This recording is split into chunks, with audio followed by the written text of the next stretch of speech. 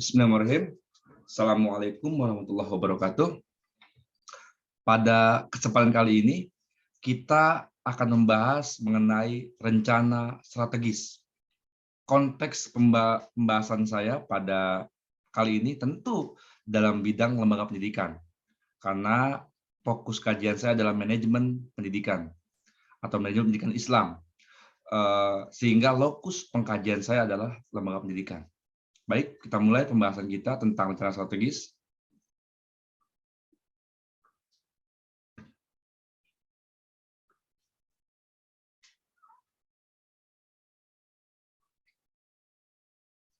Rencana strategis, atau kalau di sekolah sebut renstra lah ya, rencana strategis. Oke.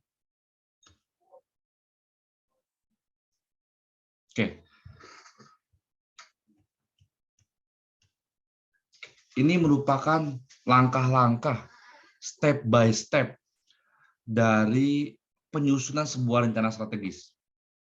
Di lingkaran paling atas di sini tertera tentang lembaga pendidikan. Ini, lembaga pendidikan. Maksudnya adalah lembaga pendidikan yang ini ya.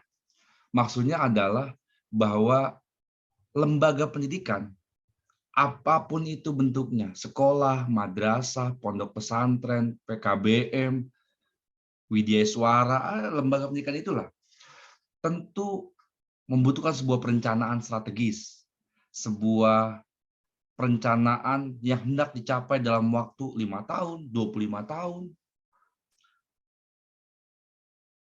Apa-apa saja step by step yang dikerjakannya.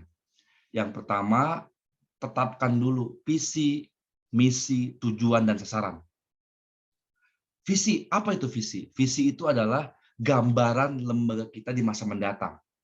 The future of organization. Jadi, seperti apa sih lembaga kita di masa mendatang? Mau jadi apa sih lembaga kita di masa mendatang? Itu adalah visi. Jadi kalau dalam pemilihan sebuah ketua, pemilihan sebuah pimpinan, pemilihan sebuah kontestasi sebuah ketua, tentu ketua biasa menyampaikan visi misinya. Visi misi ini bukan sebuah kata-kata keren, kata-kata mutiara yang kemudian membuat pemilih tercengang. Oh, ini bagus nih. Bukan. Visi itu adalah lembaga ini akan dibawa oleh ketua ini ke arah mana. Itu visi. Visi itu harus measurable, terukur. Misalnya sebuah sekolah, kepala sekolah yang membuat sebuah visi, menjadi sekolah bertaraf internasional pada tahun 2025 misalnya. Terukur kapan pencapaiannya. Sehingga pemilih memilih berdasarkan kesamaan visi. Misalnya saya memilih sebuah ketua, karena kesamaan visi, oh saya cocok dengan visi dia nih, saya pilih dia. Bukan karena dia keluarga saya, bukan karena dia kolega saya, bukan karena dia kenalan saya, teman sekelas saya. Saya memilih dia karena kesamaan visi. Yang kedua, misi. Misi itu adalah langkah-langkah untuk mencapai visi. Misalnya tadi, ingin menjadi sekolah bertaraf internasional misalnya. Apa misinya? Di tahun pertama, sekolah akan fokus untuk melaksanakan program-program pengembangan SDM-nya, pendidiknya, tenaga kependidikannya, laborannya, pustakawannya, OB-nya bahkan. Semua bagian dari organisasinya akan dikembangkan di tahun pertama, SDM-SDM-nya. Tahun kedua misalnya memperbaiki ketersediaan keuangan institusi. Misalnya mulai mencari sumber-sumber lain yang lebih mandiri daripada misalnya menunggu dari pemerintah. Dia harus mampu membuka unit-unit usaha yang dapat menjadi support system untuk kelembagaannya. Sehingga kalau punya modal, nah masuk tahap ketiga, ngapain? Melengkapi sarana prasarananya. Sarana olahraganya, gedungnya, sekolahnya, laboratoriumnya, perpustakaannya, dan fasilitas pendukung akademik dan non-akademik yang lainnya. Barulah tahun 2025 misalnya menjadi sekolah internasional. Jadi misi itu level-level atau tahapan-tahapan langkah-langkahnya. Yang ketiga, tujuan. Tujuan ini adalah perencanaan yang hendak dicapai dalam jangka panjang untuk mencapai misi. Itu tujuan. Biasanya dia 3 tahun, 5 tahun pencapaiannya. Itu tujuan. Program-program yang hendak dicapai untuk mencapai visi dalam jangka panjang. Nah, sasaran program-program yang akan dilakukan dalam jangka pendek untuk mencapai misi tadi. Jadi jangka panjang dia 1 semester, 1 tahun, itu sasaran. Nah, sebuah lembaga selain membuat visi, misi, tujuan sasaran, dia pun harus juga mengetahui tentang lingkungan internalnya atau lingkungan dalamnya dan lingkungan eksternalnya, lingkungan luar. Apa sih lingkungan dalam? Kekuatan, kelemahan dari lembaganya. Itu penting dia ketahui. Seorang ketua harus tahu sebelum dia buat visi, dia tahu dulu apa nih kekuatan lembaga dia. Oh, SDM-nya begini, oh sarprasnya begini, oh keuangannya begini. Tahu kelemahannya juga. Setelah tahu dalam, tahu luarnya. Opportunity. Peluang yang hendak dia akan kejar untuk mencapai sekolah internasional tadi, seperti apa peluangnya? Tantangan, ada nggak hambatan yang akan merintangi perjalanan dia mencapai visi tadi? Jadi setelah tahu analisis lingkungan internal, kekuatan kelemahan, tahu analisis lingkungan eksternal, opportunity dan threat atau peluang dan tantangan, visi misi tujuan sasaran sudah terbentuk, terjemahkan, breakdown dalam bentuk strategi. Strategi ini adalah cara, metode untuk mencapai visi. Cara-caranya seperti apa? Strategi itu. Kan strategos itu adalah cara yang digunakan oleh sebuah pimpinan perang untuk menangani pertempuran. Sama. Setelah tahu SWOT-nya, strength, weakness, opportunity, buat visi misinya, terjemahkan dalam bentuk strategi. Strategi ini baru alam konsep. Dia harus di breakdown jadi sebuah kebijakan. SOP, langkah-langkahnya. SOP itu adalah cara atau pedoman atau aturan main untuk mencapai misi. Jadi dia aturan mainnya, siapa ngerjain apa, berapa lama, disupport dengan sumber daya sebanyak apa, itu kebijakan. Jadi SOP-nya, standar operational prosedurnya. SOP di breakdown kembali menjadi anggaran. Apa sih anggaran? Anggaran itu adalah program kerja yang diterjemahkan dalam bentuk uang. Jadi sebelum buat program, tahu dulu anggarannya berapa. Misalnya tadi visinya menjadi sekolah bertaraf internasional, dikasih anggaran misalnya 1 miliar, baru dibuat program kerjaannya. Wakasek kesiswaan membuat program ini tentunya untuk menciptakan, untuk membentuk alumni-alumni yang berkualitas internasional.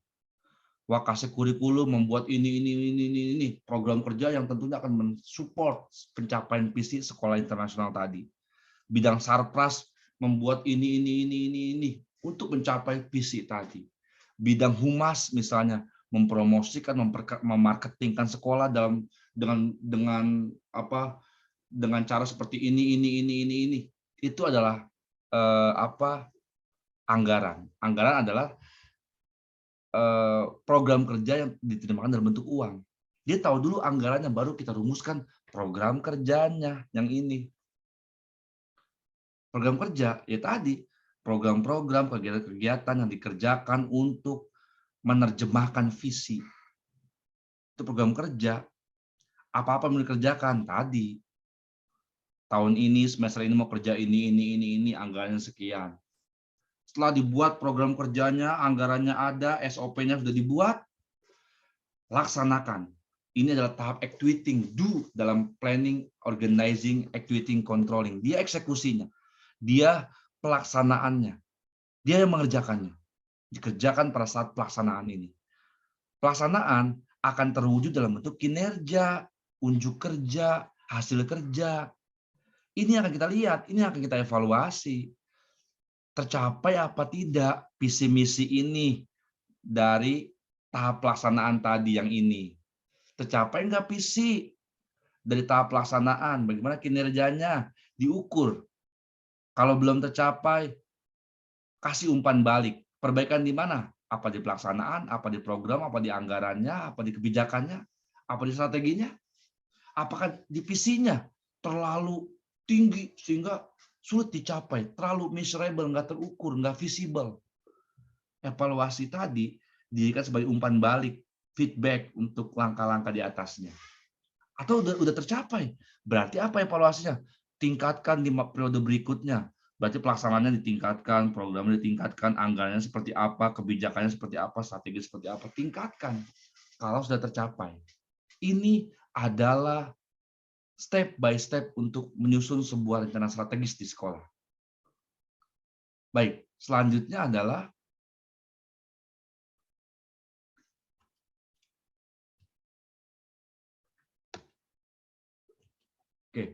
tahapan manajemen strategik. Jadi ada 3 tahapan untuk manajemen strategik ini.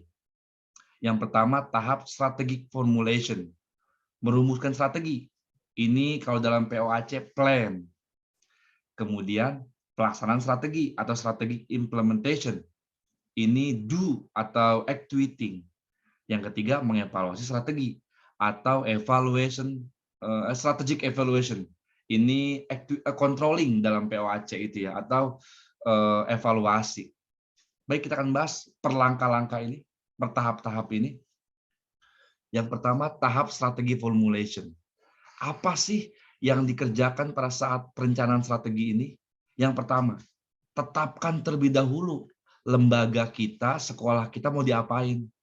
Mau dikembangkan atau ekspansi, mau dijaga stabil saja, defensif saja gitu, mengoptimalkan yang ada saja, diciutkan, divestasi atau ditutup, likuidasi. Jadi tetapkan dulu mau diapain. Misalnya sekolah saya punya cabang. Misalnya begini, saya punya sekolah. Di sekolah saya itu ada SMA, ada SMP, ada SD misalnya. Nah, saya ingin mengembangkan, saya pengen punya perguruan tinggi. Berarti diekspansikan, itu tetapkan. Oh, kita mau buat perguruan tinggi, kita mau kembangkan sekolah kita agar punya SD, SMP, SMA, perguruan tinggi. Atau gini, udahlah stabil aja, kita maksimalkan nih SMP, SMA, SD ini agar siswanya lebih banyak, agar alumni lebih berkualitas. Nah, kita fokus pada 3 ini, kita kembangkan yang sudah ada ini, kita fokus pada sini. Atau gini, SD, SMP, SMA ternyata dievaluasi SD ini udah sedikit peminatnya. Karena mungkin banyak sekolah-sekolah SD yang lain yang lebih berkualitas di sekolah kita. Waduh, bahaya nih. SMA, SMP harus menyokong kebutuhan pendanaan di SD. Bisa merongrong nih. Berarti kita kayaknya harus tutup salah satu dari lembaga ini. Udah, tutup SD. Fokus SMA, SMP misalnya. Berarti diciutkan, divestasi. Atau ditutup, dilikuidasi. Kita udah kalah bersaing di SMA, kalah bersaing di level SMP, di SD juga begitu, peminatnya udah kurang. Udah deh, bahaya ini. Kalau kita terus-menerus bertahan begini, akan merongrong keuangan lembaga. Keuntungan nggak ada, pengeluaran terus-menerus, ini bahaya. Maka kita likuidasi lah, kita tutup lembaga kita. Kita bermain di lembaga yang lain misalnya. Tetapkan dulu hal ini. Yang kedua, menetapkan tujuan jangka panjang dan jangka pendek. Tetapkan tujuan jangka panjang. Tadi ya, tujuan, jangka pendek, sasaran. Tetapkan itu. Kita mau mencapai apa dalam waktu 1 semester, 1 tahun, 3 tahun, 5 tahun, 10 tahun, 15 tahun. Buat itu. Kemudian yang ketiga, menetapkan eksekutor. Menetapkan siapa melakukan apa. Tetapkan itu. Tetapkan eksekutornya. Siapa yang melakukan apa. Alat yang digunakannya apa. Metode kerjanya seperti apa. Tetapkan itu. Untuk apa? Tadi menerjemahkan tujuan jangka panjang, jangka pendek. Siapa yang ngerjainnya? Alat-alatnya seperti apa? Metodenya seperti apa? Siapkan itu semuanya. Yang keempat, penting membuat sebuah standar. Nanti untuk menilai tujuannya, tercapai atau belum. Tetapkan standarnya. Anggaran juga tetapkan untuk mensupport kegiatan tadi. Kegiatan nggak ada standarnya, bingung mau mencapai seperti apa, bingung nanti eksekutornya. Udah beres belum sih ini teh? Makanya tadi ketika saya buat visi ada tangga, ada tahun di situ. Menjadi sekolah bertaraf internasional pada tahun 2025. Apa tujuannya? Agar ada tolak ukurnya, barometer yang standarnya. Keempat hal ini dilakukan pada tahap strategi formulation atau formulasi strategi. Yang kedua, strategi implementation, pelaksanaan strateginya. Apa-apa saja yang dikerjakan pada saat pelaksanaan strategi. Ada 3 hal. Yang pertama, mendelegasikan wewenang. Ketua yang hebat bukan ketua yang mampu melaksanakan semua hal teknis, salah. Ketua yang hebat itu ketua yang mampu mendelegasikan wewenang secara proporsional. Ada bidang di bawah kita misalnya yang terdiri dari orang-orang hebat semuanya. Kasih wewenang sesuai dengan kapasitasnya.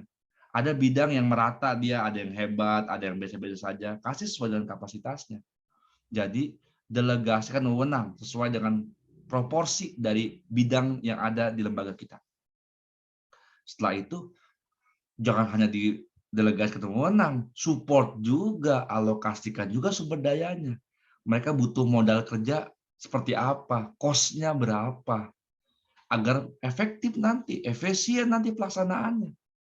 Wewenang didelegasikan, cok, cari sendiri uangnya. Waduh, bingung eksekutor nanti. Delegasikan wewenang, siapkan sumber daya, support system untuk melaksanakan wewenang tersebut. Terakhir, pertanggungjawaban, dievaluasi, dilihat sudah efisien belum, sudah efektif belum, wewenang didelegasikan, wewenang dilaksanakan, alokasi sumber daya dialokasikan. Harus ada level pertanggungjawaban, harus ada langkah pertanggungjawaban untuk melihat efektif, efisien tidak. Delegasi wewenang, alokasi sumber daya yang telah dilakukan tadi. Yang ketiga, strategi evaluation atau evaluasi strategi. Ini tahap kontrol dalam POAC ya. Tahap menilai, tahap mengukur, tahap mengevaluasi. Apa-apa saja yang dikerjakan pada saat evaluasi ini. Yang pertama, mengukur kinerja. Kalau namanya mengukur, berarti menyesuaikan antara pelaksanaan dengan standar. Lihat standarnya apa. Misalnya, perusahaan yang produktif itu ketika perusahaan itu mampu memproduksi 100 barang dalam 1 bulan misalnya.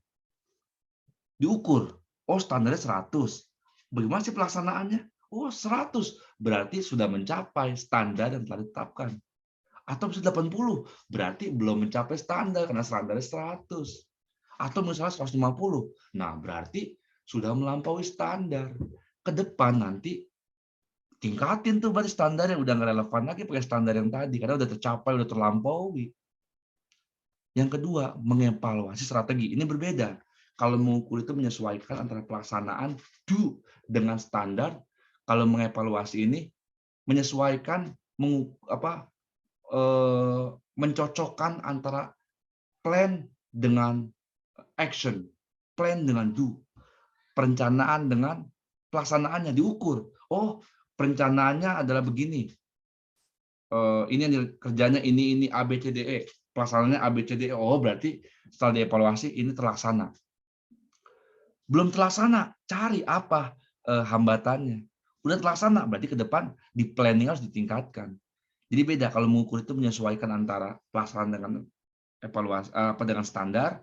Kalau evaluasi itu menyesuaikan antara plan dengan do, pelaksanaan dengan perencanaan dengan pelaksanaannya. Yang ketiga, pada saat evaluasi strategi itu adalah menganalisis penyimpangan. Lihat, dideteksi, ada nggak hambatan-hambatan pada proses plan? Ada nggak hambatan-hambatan pada proses do? Ada nggak hambatan-hambatan dalam proses pengukuran dan penilaian? Dilihat, oh ada hambatan nih. Berarti ke depan untuk pelaksanaan periode berikutnya diperbaiki dalam bidang ini. Dianalisis tuh penyimpangan-penyimpangannya, dianalisis tuh hambatan-hambatannya, penyimpangan-penyimpangan dalam proses-proses tadi. Agar apa? Agar kita tahu ke depan mau ngapain. Oh, karena tahun lalu ada penyimpangan dalam hal ini, maka kita harus perbaiki dalam bidang itu. Oh, tahun lalu bagus hasilnya. Kita perlu tingkatkan nih standarnya. Agar apa? Agar challenge baru, ada tantangan baru, agar dinamis lembaga ini. Masa tahun lalu 100 sudah terlampaui, Sekarang masih 100 aja. Nggak ada tantangan buat anggota nanti pada saat pelaksanaan. Perlu ditingkatkan agar ada semacam gairah baru yang hendak dikejar. Ada pencapaian baru yang menggugah kinerja dari anggota-anggota kita.